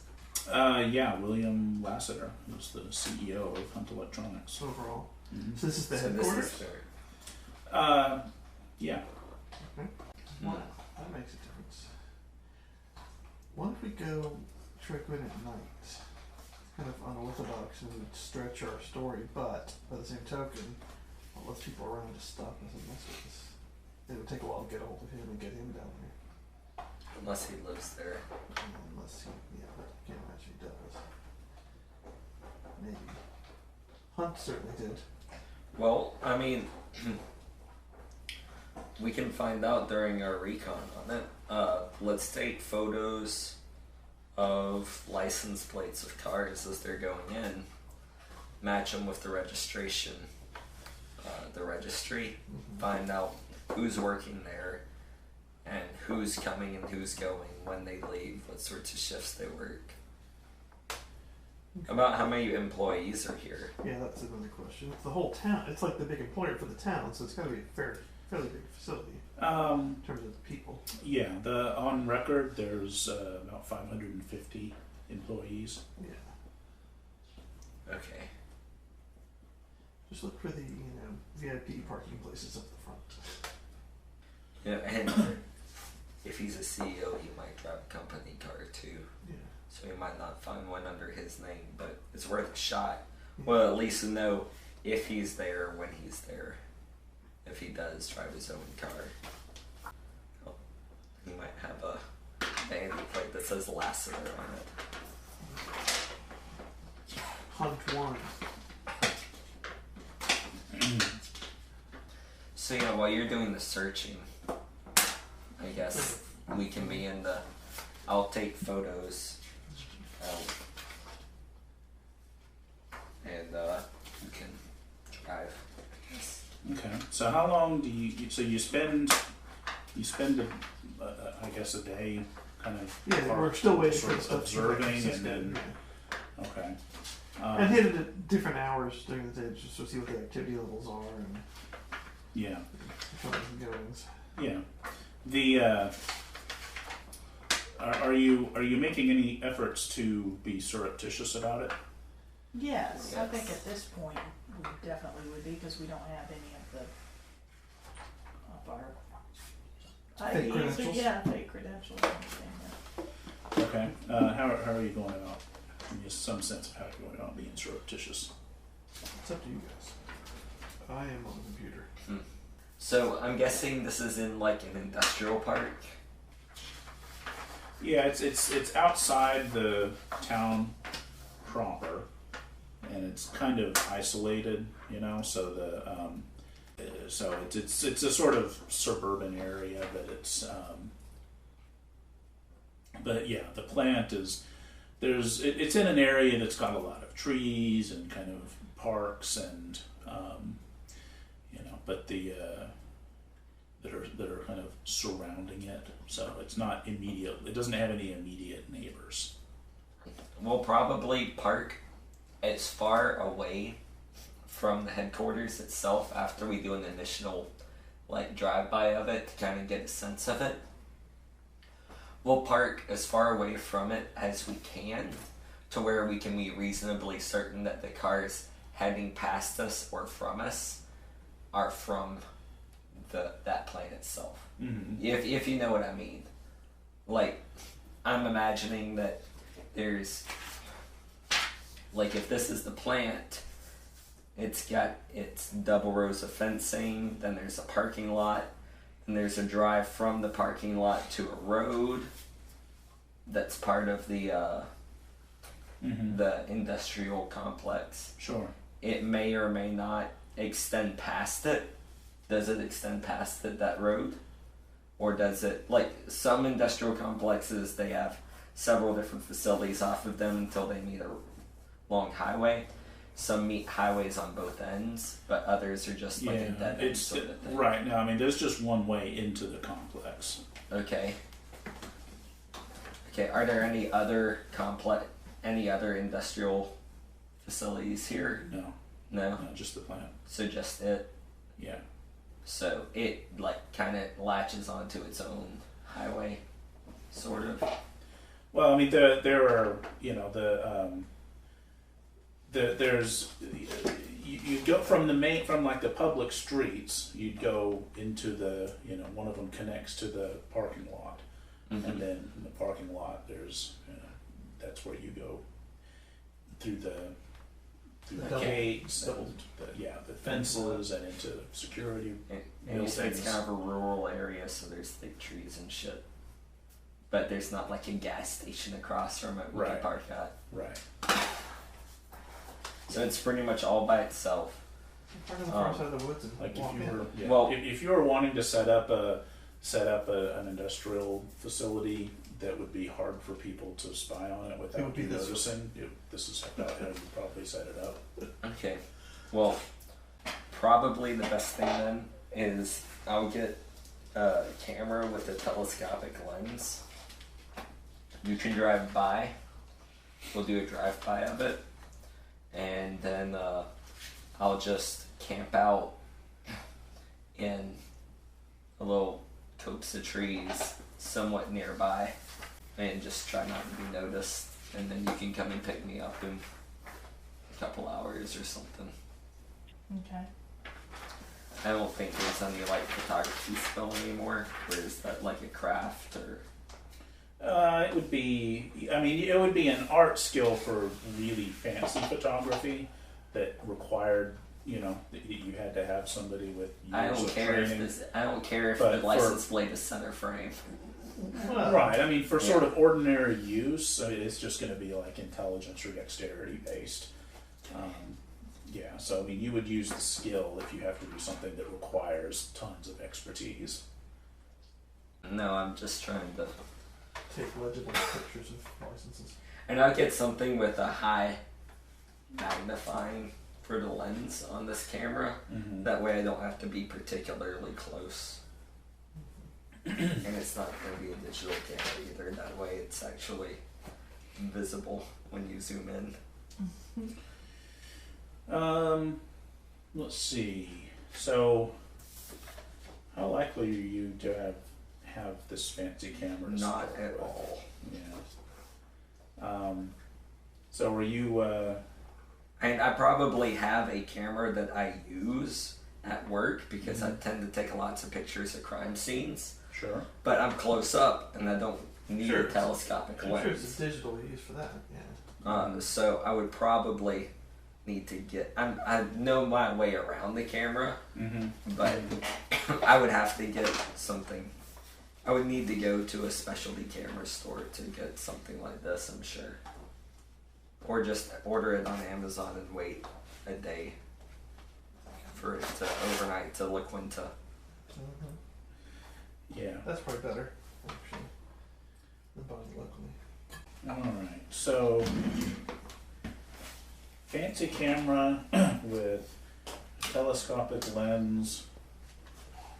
That's going to be in the $1,000 to $5,000 range, the way you're talking about it. Yeah, Those lenses are crazy expensive. yeah, they are. So that's an unusual expense in your fancy equipment rules that I want to test out there. And you're looking to just spend your own money on it instead of... I want to try and requisition it if I can, All right. rather than spend my own money on it.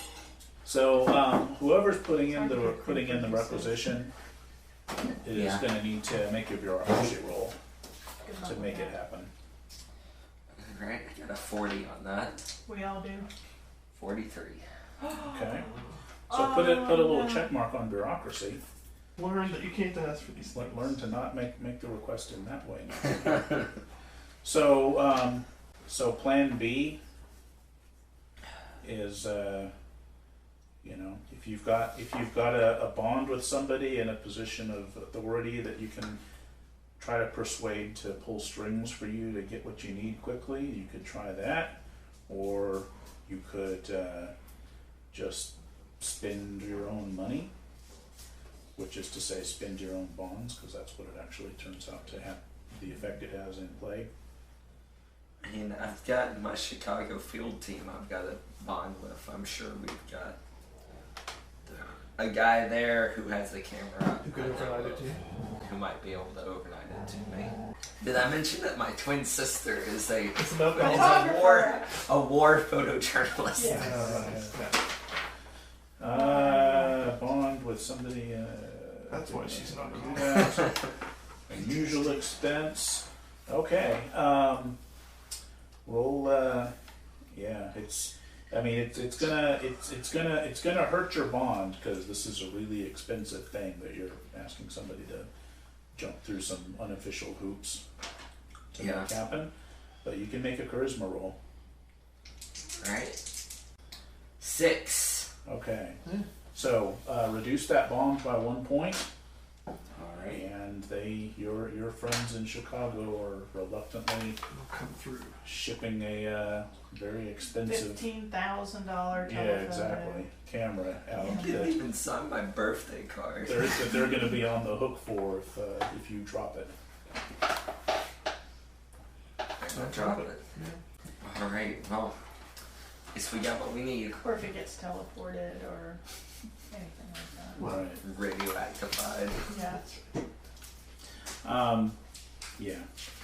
So, okay. So that's going to take a few days to arrive. So in the Oh, meantime, he overnighted it. Come on. Well, FedEx that. yeah, cost you a bond. Sure, I'll go along with that. They would have had access to a good enough camera. Okay. Yeah. Roll a D3. 1. Okay. So 1 day. Yeah. All right. So You consider it a 4-day Sunday. so in the meantime, I'm doing the computer searches. right, Just right. for What stuff. So what else were you looking for? Have I already Well, answered those questions? Yeah, or- pretty much. I think I just want to get a feel for what their legitimate existence is like.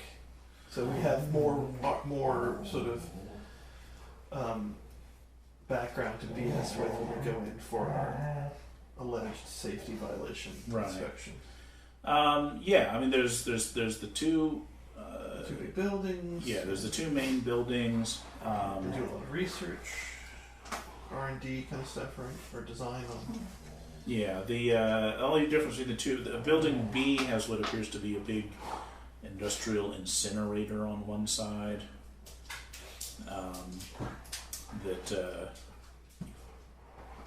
Yeah, I mean, I think And- that's clearly our target. This building B. Yeah. And there's sort of a scattering of smaller structures. Yeah, around. Yeah, there's like a little parking thing for golf carts that the security people use, and The safety inspectors come packing heat. Well, that's true. Usually. That's true. They won't know. Well, they might. If we conceal it. We look like feds. I mean, clearly.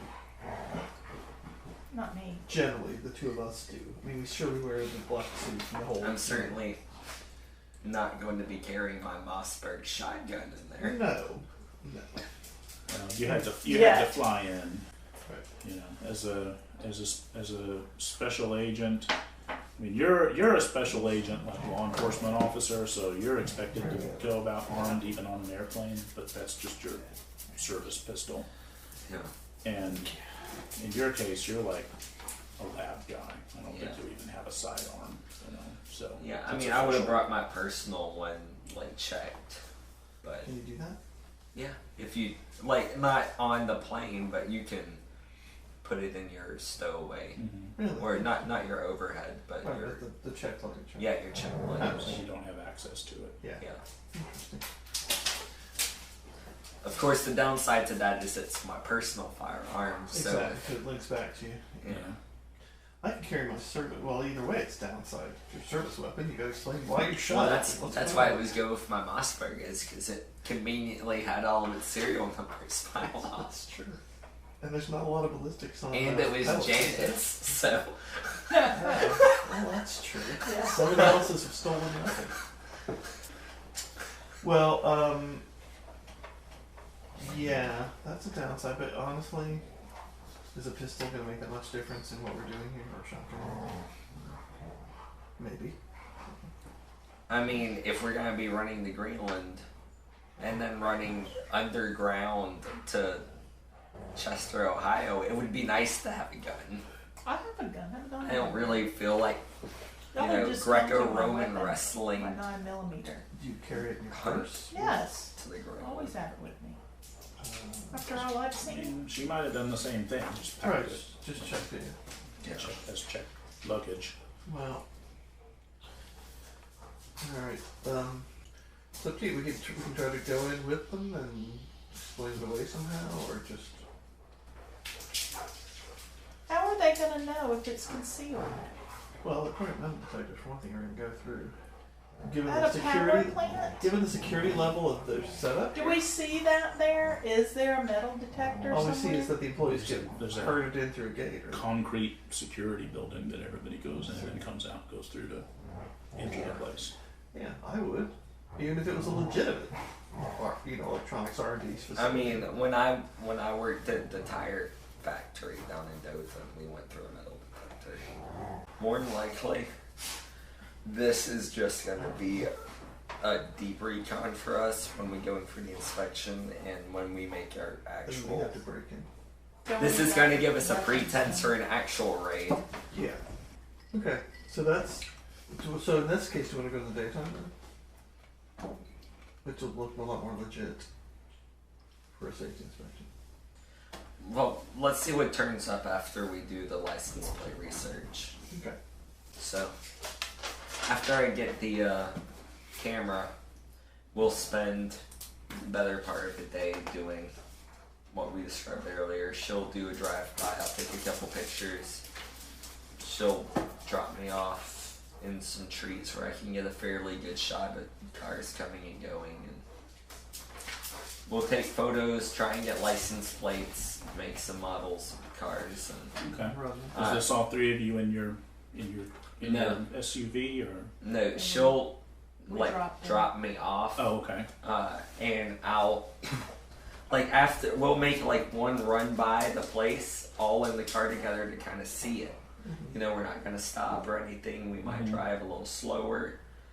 That way we get a sense of the place and the layout. During that, we'll try and find a good place for me to set up when I'm doing like camera shooting. Okay. And then like early morning or something like that will drop me off. I'll get set up somewhere where I can like, you know, be reasonably well away from it. I've got this nice telescoping lens, so I'm not gonna be like right next to the side of the road or whatever. Sure. Preferably, I'd like to be like 100 yards away from the road. If I've got that good enough of a lens, I don't know how well those lenses do. Cost you a bond, sure, it's a good lens. Yeah. So, Take them out, 'cause I kick in. you know, the goal is that I want to take these photos without being seen. So, Alright. So what are the two of you doing after you drop off Fulquist for his... What are you doing? Well, I already did that. I mean, we've already searched what we can from the sort of public stuff. Yeah, and what else? I mean, yeah. I'm kind of tired, so Yeah, bear with me. we are But yeah, tell me again. What else did you? I wanted to get their sort of you can get a good bit of information online with what your they resources. claim they make for one thing. Yeah, like computer chip kind of things. Okay, yeah. You know, if I can find any kind of clients that are buying stuff from them. What else? We want to know about Laster, as much bio of him as we can get. I mean, their business is generally, you know, it's kind of convoluted. I mean, they do business with mostly with overseas firms, Right.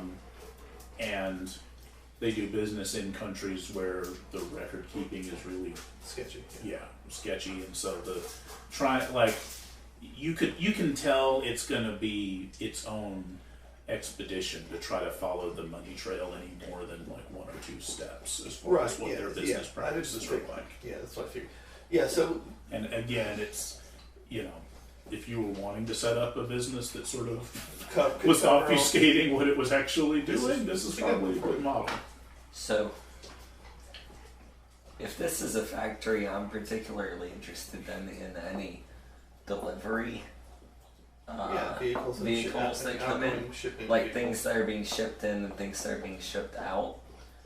And, you know, I can call that stuff in as I'm seeing that kind of thing is really rare. Like the couple of days that you're preparing to almost spend no there. trucks coming. Right. Yeah. Huh. Well, it doesn't sound like much of a legitimate factory.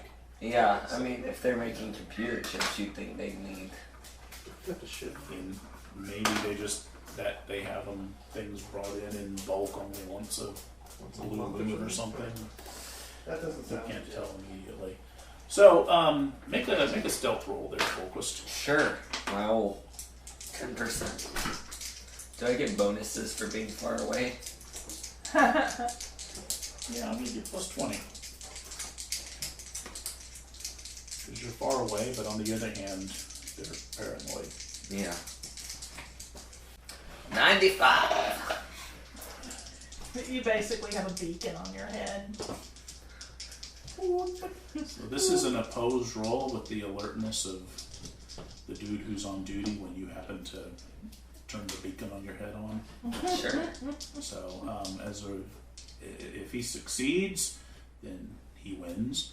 And if he fails too, then it's the lowest roll that wins the exchange. So way to go. And he succeeded with a 1. Nice. So I get a check, right? You get a check on stealth, absolutely. Keep that up. Get sneaky in no time. So you're there, and describe your hideout again. I'm like, I've got a lawn chair next to a tree with like a cooler with some drinks and some snacks. And a huge, expensive telephone away. yeah. Staring at their plant. Well, I'm not like staring at it, but I'm like just like sitting there watching it. And like if someone drives up or I see someone pulling away, I'll pull up the camera to snap pictures. I imagine that, you know, that it's like pretty close to sunrise or sunset, whichever time of day the sun would be behind the facility, and so I snap up the camera and it flashes on the lens. Mm-hmm. Well, catches someone's eye. A black SUV looks a lot like your black SUV. Approaches, comes out of the, I mean, it kind of obviously comes out of the one entry and exit from the place, you know, goes through the, you know, through the first gate, and then that one closes, and then it goes through the second gate, and then it comes out, and it kind of very slowly and deliberately drives around and parks over where your friends parked when they dropped you off, and a couple of security guys in like khaki uniforms and black coats step out and walk over to you, and you know, one of them, you know, they're sort of looking around and looking you over, and one of them kind of smiles a very professional, I'm an ex-cop kind of a smile, and says, good afternoon, sir.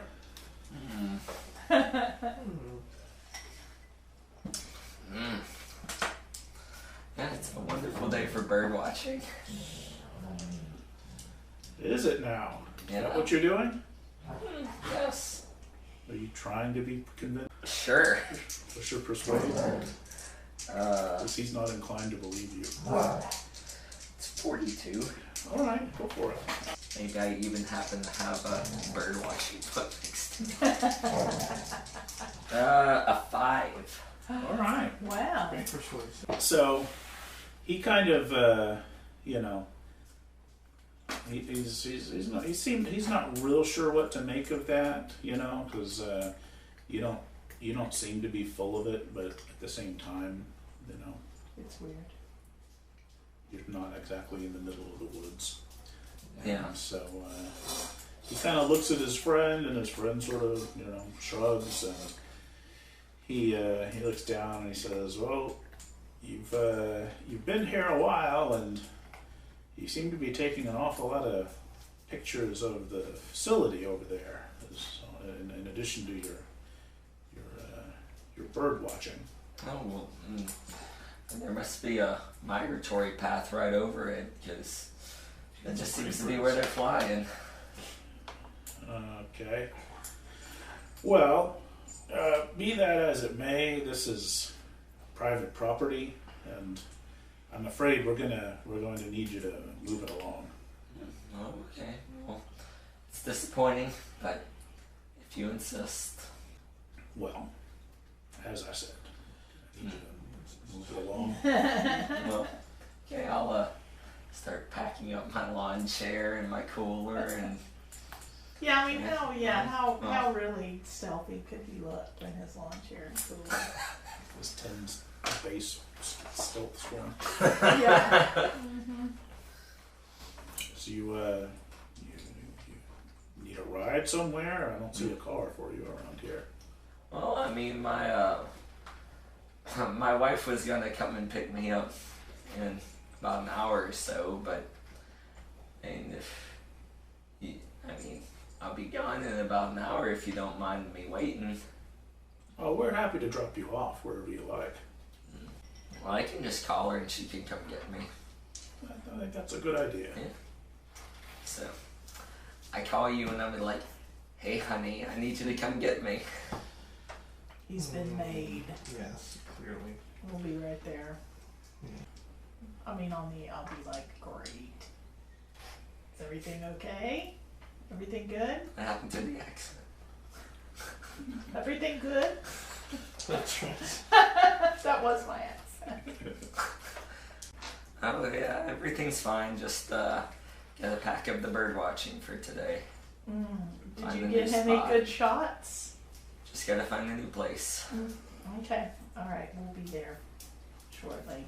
All right. Well, thank you for your time, sir, and we're sorry to have to bother you. You have a good day. Okay, thank you.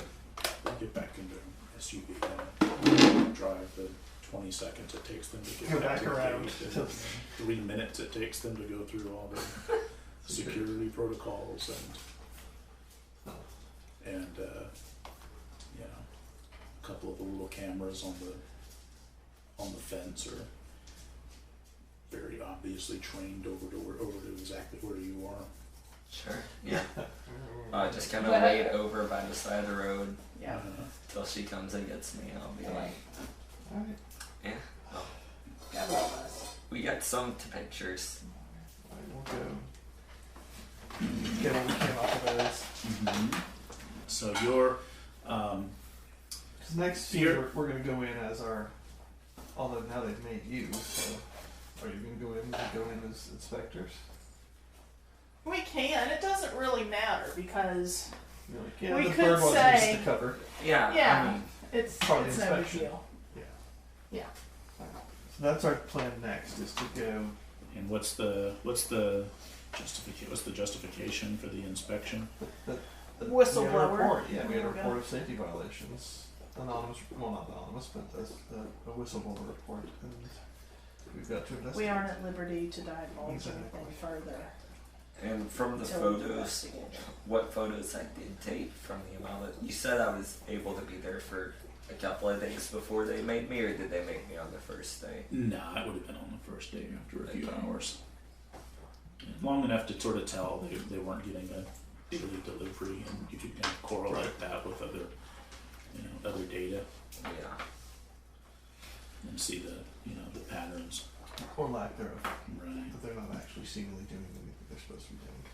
So basically, we're going in and we're just looking for what exactly? Do we even know? Well, we were just thinking, Like, this the first first- run through will just be to sort of get the lay of the land, look at the security setup and all that stuff, and then we're gonna have to break in to actually get to the gate. Yeah. Because it's not gonna be anywhere we can get to easily. Well, I mean, I don't even know that they'll have it anywhere. My feeling is that it's Possibly gonna see be in it. building A, You think so? where the less activity is. Maybe.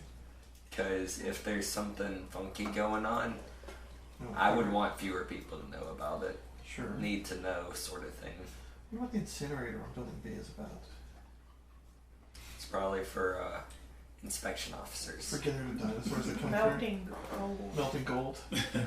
All these things. I think building B is the way to go. Well, anyway, we can force them to show us parts of both. When we go to do the inspection, you see. Well, that's the thing. They're not gonna. I mean, I'm sure that this gate or whatever is not. It's probably like Yeah. behind a. Yeah, it's either underground or it's in Yeah, some sort that- of yeah, you hidden part can't- that we're not going to be able to get to easily. Yeah, no, I agree. Or even know that the room is there. You know, probably will. Well, they've got to get to it somehow. Yeah. If they're getting gold through it, we just got to follow the money.